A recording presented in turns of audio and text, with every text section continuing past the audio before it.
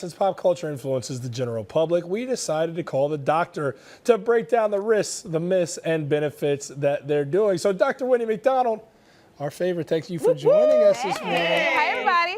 So let's get right into it, right? Let's do it. Eva Longoria recently gave birth to a baby boy. She's 43 years old. Are you seeing a rise in women in their 40s getting pregnant? Absolutely. Absolutely. A lot of my patient population is pregnant in their late 30s, early 40s, sometimes even mid to late 40s.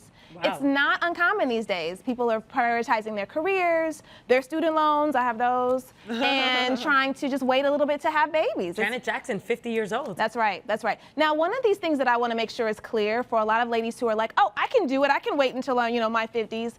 Most of these eggs are not real-time eggs. Oh. So some of these celebrities have frozen them. Frozen or donor. Frozen or donor, wow. Yes. So the date on those eggs is probably at least a good 15 years ago. Yeah. So how much is that expensive? It is. For regular people like us, like, is that a lot of times it's going to cost probably around 10 grand out of pocket. Ooh. But it's worth it if you know I'm not going to have babies for another decade. Honestly, I was expecting it to cost more. Yeah, I thought it was going to be about 30. Celebrity egg freezing might be more than that. I don't know. But I got to ask you this, Doc, because we're talking about Eva Longoria and celebrating the fact that she just gave birth and talking about Janet Jackson, who's in her 50s. Yep. But there are some real health scares, no?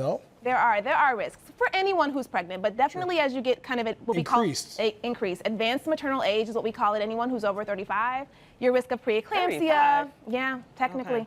Preeclampsia, high blood pressure, C-section rates, all of those things do go up. But we still monitor women who are in their later ages getting pregnant and having babies, similarly to the women who are younger, because anyone can have complications. Right. Okay. Well, let's move on to another celebrity, Cena. He just announced that he's willing to reverse his vasectomy.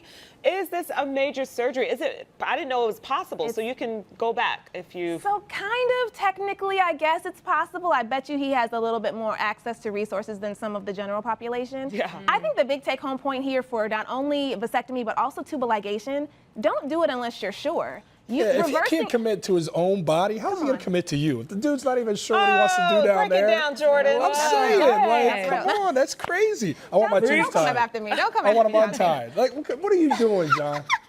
So it's true. Will it still work? Can you get them possible. I don't know. Don't they cut? They cut them. So you're trying to now reapproximate and kind of put them back together. And a lot of times it's not successful. So that's why people like doing too much. But people will come to me and say like, oh, I'll just reverse it later. Do not do it if you're planning on reversing it later. Don't do it. So there's a chance he's not going to be able to reproduce from this. It's possible. But you know what they may be able to do is actually pull out the semen because what they do is they cut off the connection to the ejaculation, but now they're trying to reapproximate that, put that back together. They can actually just pull the semen out, the sperm out from where they are, the reservoir where they are, and fertilize. Is it because people say vasectomies are painful to a degree, correct? A little bit, or it depends on... Men say that.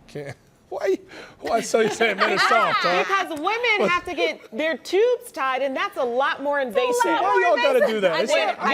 Your procedure is 10 minutes. Conversation, your procedure is 10 minutes, and people look to the woman to do it when it's way more involved. We're all judging you, Jordan. Hey, guys upstairs, can we just get one male co-host just like once every couple of days so I don't get Hey. Not Brady, on this segment. can we get Brady? Not Can we get you up here? It's unbelievable. All right, Chrissy Teigen, do you guys mind if I talk just for 1 second? I promise I'll be quick. Okay, go ahead. Chrissy Teigen posted a photo of herself getting a vaginal steam. What is this, and is it safe for women? So vaginal steaming isn't as bad as I thought it was. I actually did some research on this. It's been around for a really long time. Because you were here and you were saying, you were kind of suggesting that women not do it, but we talked about this. Okay. It is not the worst thing in the world.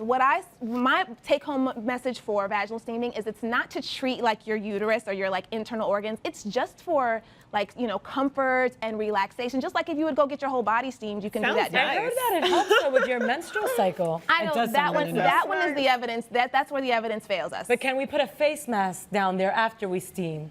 I mean, I guess if you just want to rejuvenate the face mask. I don't know. I'm sorry. All right, well, you can follow Dr. Wendy and you can read some of her latest blog posts. It is not even 7 a.m., on her site, dreverywoman.com. She brings it out of me. I've got a lot more questions now. Welcome back.